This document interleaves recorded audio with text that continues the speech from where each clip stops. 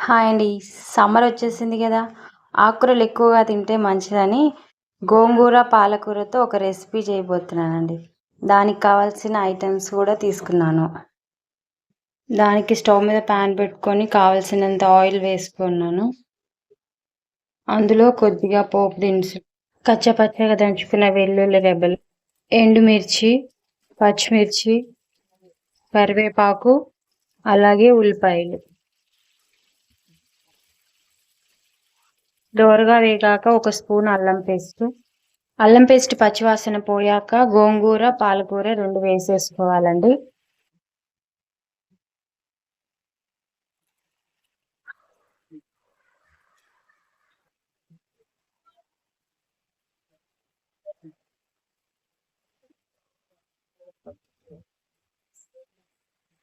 దీన్ని బాగా ఉడకనివ్వాలి. నేను 2 కట్టల పాలకూరకి 1 కట్ట గోంగూర తీసుకున్నానండి.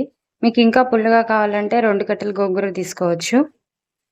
ఇందులో కొద్దిగా పసుపు, 1 స్పూన్ కారం, అలాగే తగినంత ఉప్పు బాగా కలుపుకొని పూర్తిగా మెత్తగా అయ్యే వరకు ఉడికించుకోవాలండి. అప్పుడే బావుంటుంది. ఇలా మెత్తగా ఉడికాక కొద్దిగా ధనియాల పొడి, అలాగే గరం మసాలా వేసుకొని కలుపుకోవాలి. అంతేనండి. గోంగూర, పాలకూర కర్రీ రెడీ. చాలా బావుంటుంది సమ్మర్‌లో. ఒకసారి ట్రై చేయండి.